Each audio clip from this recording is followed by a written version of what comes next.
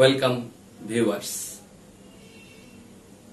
আজকে আমরা two sector আইএসএলএম মডেলে আলোচনা করব এলএম কার্ভ সম্পর্কে। আমরা জানি যে টু সেক্টরে আমরা দুটো মার্কেটের কথা বলেছিলাম।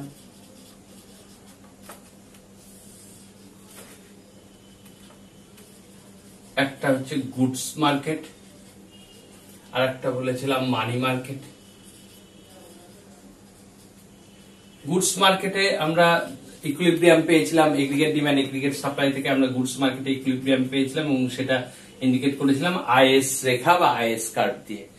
মানি মার্কেটে ইকুইলিব্রিয়াম ইন্ডিকেট করা হয় মানি ডিমান্ড মানি সাপ্লাই দিয়ে, এবং আমরা যে কার্ভ দিয়ে মানি মার্কেটের ইকুইলিব্রিয়ামটা ইন্ডিকেট করি সেটা হচ্ছে এলএম রেখা। আজকে আমরা এই পর্বে আলোচনা করব এই এলএম সম্পর্কে। এর আগের পর্ব যারা দেখেনি তারা আইএস কার্ভ সম্পর্কে বিশদে জানতে গেলে আগের পর্বটা পুরোটা দেখে নিলে এই পর্বটা বুঝতে আরো সুবিধা হবে। যাই হোক, আজকে আমরা শুরু করছি এলএম কার্ভ সম্পর্কে। এলএম কার্ভ হচ্ছে অর্থের বাজারে ভারসাম্য নির্দেশ করে এরকম দুটো চলরাশি, মূলত অর্থের চাহিদা এবং যোগানের সমতা থেকে আমরা দেখতে পাই। জাস্ট আমি যদি আগে ইকুয়েশনটা ডিরাইভ করি তাহলে বলতে সুবিধা হবে। আমরা জানি যে মানি মার্কেটে বা অর্থের বাজারে দুটো বিষয় থাকে, একটা হচ্ছে মানি ডিমান্ড আর একটা হচ্ছে মানি সাপ্লাই। কেইনসীয় তত্ত্ব অনুসারে অর্থের চাহিদা বা ডিমান্ড ফর মানি তিনটে বিষয়ের উপর নির্ভর করে বা তিনটে উদ্দেশ্যে মূলত মানি ডিমান্ড করা হয়। প্রথমত হচ্ছে লেনদেনজনিত চাহিদা অর্থাৎ ট্রানজাকশন ডিমান্ড ফর মানি, যেটাকে আমরা এলটি দিয়ে ডিনোট করি। সেকেন্ড সেটা হলো প্রিকশনারি ডিমান্ড ফর মানি বা নিরাপত্তামূলক অর্থের চাহিদা, বা যেটাকে আমরা ডিনোট করি এলপি দিয়ে। আর তৃতীয়ত অর্থের চাহিদা উদ্ভূত হয় স্পেকুলেটিভ পারপাস বা মোটিভ, বা যেটাকে আমরা বলি ফটকাজনিত অর্থের চাহিদা, যেটাকে আমরা এলএস দিয়ে ইন্ডিকেট করি। এখন আমরা এই তিনটে আগে অর্থের চাহিদার এই তিনটে বিষয় সম্পর্কে পরিষ্কার বুঝে নিই। প্রথম হচ্ছে যে লেনদেনজনিত অর্থের চাহিদা আয় স্তরের উপর নির্ভর করে। আয় যত বাড়ে সাধারণত ট্রানজাকশন ডিমান্ড ফর মানি বা লেনদেনজনিত অর্থের চাহিদা তত বৃদ্ধি পায়। অর্থাৎ আমরা বলতে পারি যে আয় বাড়লে তার দরুন এলটি বাড়ে, অর্থাৎ আয়ের সাথে লেনদেনজনিত অর্থের চাহিদার একটা প্রত্যক্ষ বা ধনাত্মক বা পজিটিভ রিলেশন রয়েছে। সেকেন্ড, আমরা প্রিকশনারি ডিমান্ড ফর মানি, এটাও কিন্তু আয় স্তরের উপর নির্ভর করে। অর্থাৎ এটাও দেখা যায় যে ধনাত্মক সম্পর্ক, আয় বাড়লে নিরাপত্তাজনিত অর্থের চাহিদা বাড়ে। অর্থাৎ আমরা বলতে পারি যে এলটি এবং এলপি এই দু ধরনের অর্থের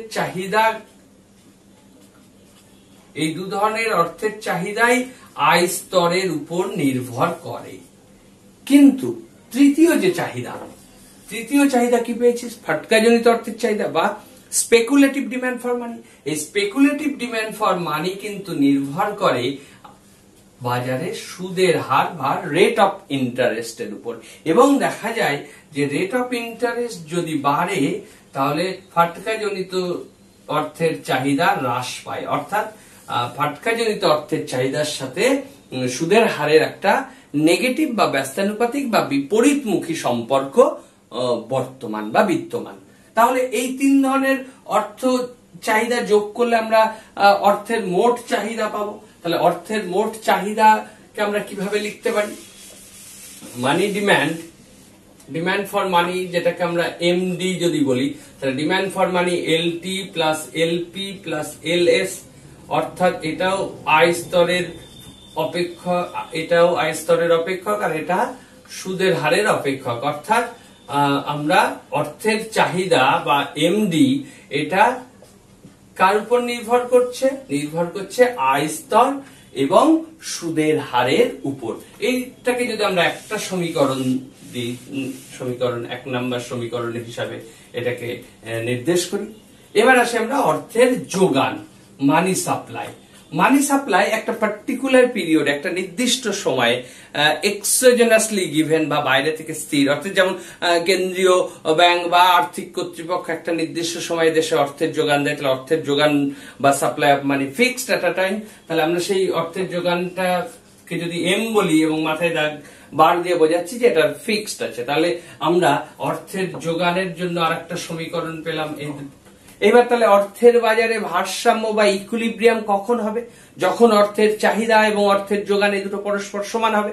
তাহলে অ্যাট ইকুইলিব্রিয়াম, ভারসাম্য অবস্থায় কি বলতে পারি? Money demand equals to money supply, অর্থের চাহিদা সমান অর্থের যোগান।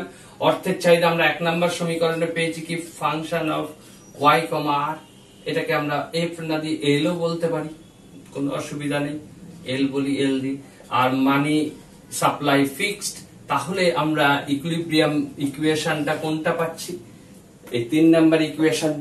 এবং এখানেও একটা অদ্ভুত ব্যাপার দেখা যাচ্ছে যে ইকুয়েশন আমার একটা, কিন্তু এখানে ভেরিয়েবল আমার কাছে দুটো। তাহলে দুটো ভেরিয়েবল বা চলরাশি দুটো, কিন্তু সমীকরণ একটা। তাহলে একটা সমীকরণ দিয়ে দুটো চলরাশির সমাধান তো একক সমাধান বা ইউনিক সলিউশন তো পাওয়া যাবে না। কিন্তু তো আমরা এটা পেতে পারি ঠিক আইএস কার্ভে আমরা যেমন দেখেছিলাম। আমি এটা মুছে দিলাম, আশা করি তোমার এটা লেখা হয়ে গেছে। আমরা জানি যে যদি সুদের হার ধরলাম, কখনো সুদের হার হচ্ছে R1, তাহলে সেই ভ্যালুটা যদি আমি ইকুয়েশনে পুট করি, তাহলে পরে আমরা তার ধরুন আই কত পাবো? ধরলাম I1। তাহলে এই R1 এবং Y1 এই যে সমন্বয়টা, এই সমন্বয়টা কি নির্দেশ করছে? অর্থের বাজারে ভারসাম্য। এই সমীকরণটাকে সিদ্ধ করছে, অর্থাৎ অর্থের বাজারে ভারসাম্য। ঠিক একই রকম সুদের হার যদি আমি অন্য আরেকটা ধরি R2, তাহলে পরে আইও অন্য আরেকটা স্তরকে নির্দেশ করবে, সেটা ধরলাম Y2। তাহলে আমরা আরেকটা কম্বিনেশন কি পেয়ে গেলাম? আরেকটা কম্বিনেশন পেলাম R2 Y2। তাহলে এই কম্বিনেশন বা সমন্বয়টাও অর্থের বাজারে ভারসাম্যকে নির্দেশ করছে। একই রকম যদি আমরা আরেকটা সুদের হার ধরি, তাহলে তার জন্য আমরা আরেকটা আই স্তর পাবো, অর্থাৎ আমরা আরেকটা কম্বিনেশন বা সমন্বয় পেলাম, যে সমন্বয়টাও অর্থের বাজারে ভারসাম্য নির্দেশ করছে। তাহলে দেখা গেল যে আমি এখানে যদি এটা মুছে দিই, তাহলে আমি এখানে লিখতে পারি কি কি কম্বিনেশন গুলো পেলাম। R1 Y1 একটা কম্বিনেশন, R2 Y2 একটা কম্বিনেশন, R3 Y3 একটা কম্বিনেশন। এরকম অজস্র কম্বিনেশন পেতে পারি, যে কম্বিনেশন গুলো প্রতিটাই কিন্তু অর্থের বাজারে বা মানি মার্কেটে অর্থের বাজারে ভারসাম্যকে সূচিত করছে। অর্থাৎ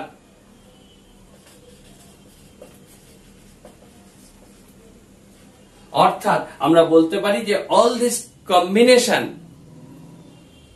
indicates money market equilibrium. That is, এই কম্বিনেশন গুলো মানি ডিমান্ড মানি সাপ্লাই বা অর্থের চাহিদা যোগানের সমতাকে সিদ্ধ করছে বা সূচিত করছে। কাজেই এই বিন্দুগুলোকে যদি আমি রেখাচিত্রে বসাই, তাহলে একটা চিত্র পাবো।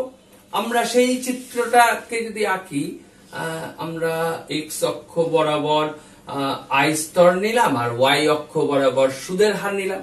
তাহলে R1, তার জন্য একটা আই স্তর পাচ্ছি, একটা বিন্দু। একই রকম সুদের হার, ইনকামটাকে আর একটু বাড়িয়ে দিলাম, এখানে ছবিটা খুব ছোট হয়ে যাবে, জায়গাটা খুব ছোট করে রেখেছি। তো ধরলাম আর হচ্ছে এই R1 সুদের হার আর Y1 আই স্তর। তাহলে আমার এই কম্বিনেশনটা বসালে আমি একটা পয়েন্ট পাচ্ছি। ঠিক একই রকম সুদের হার R2 আর আই স্তর Y2, আর একটা বিন্দু পাচ্ছি।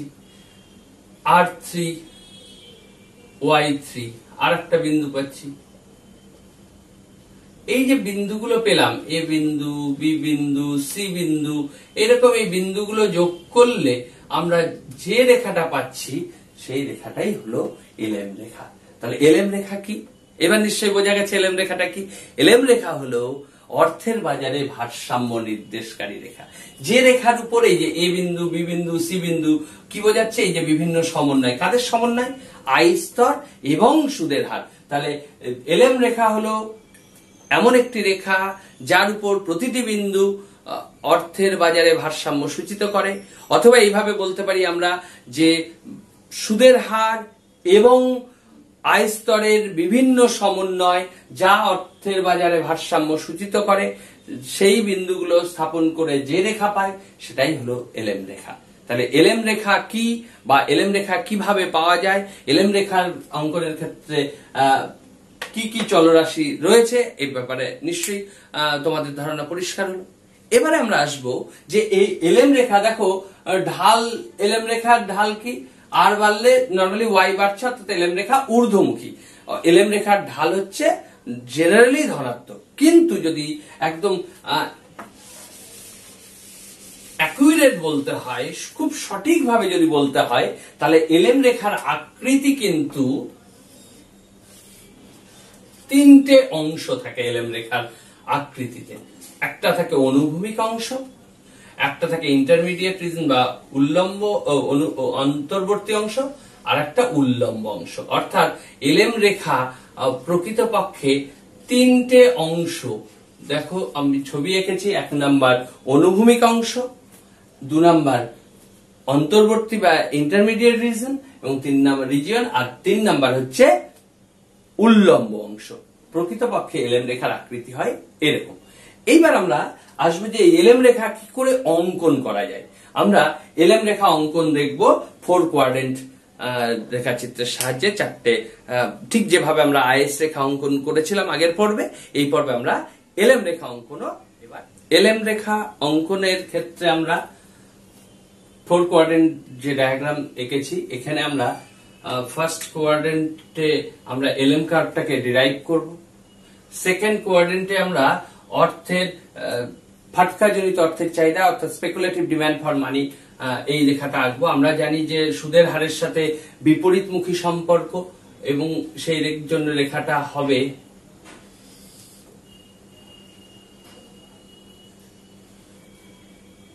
এটাকে যদি আমরা স্পেকুলেটিভ ডিমান্ড ফর মানি বলি। আর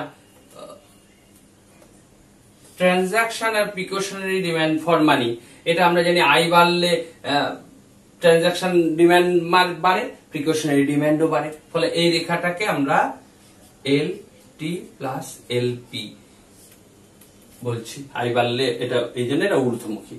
আর এই দুটোর যোগফল করবো আমরা একটা এমন একটা রেখা টানবো যে রেখাটার উপর এইটাও 45 ডিগ্রি, এটাও 45 ডিগ্রি। তাহলে আমরা এই দুটোকে যোগ করে মানি ডিমান্ড মানি সাপ্লাইয়ের ইকুয়ালিটিটা বের করতে পারবো।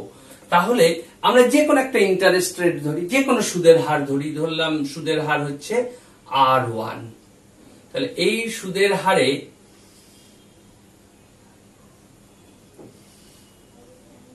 টোটাল আয় স্তর Y1 এবং একটু পেকে গেল, সোজা করে দিই,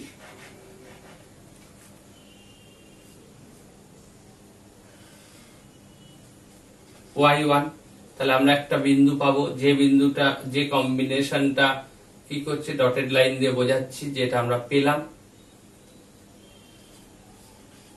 এই পয়েন্ট পেয়ে গেলাম।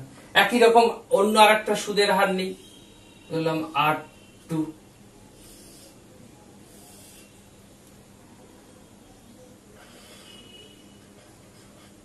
Y2, আর একটা কম্বিনেশন পাচ্ছি আমরা, এটাকে দিলাম বি বিন্দু। একই রকম যদি আমরা আর একটা নিই, সুদের হার R3,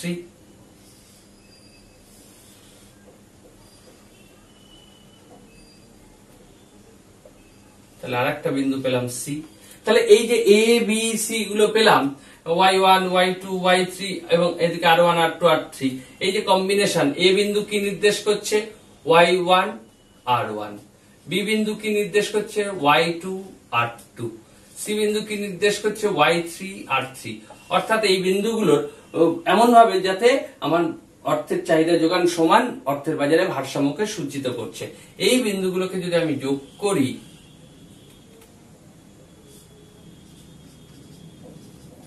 তাহলেই আমরা এলএম রেখা পাচ্ছি। তাহলে এইভাবে আমরা এলএম রেখা অঙ্কন করতে পারি।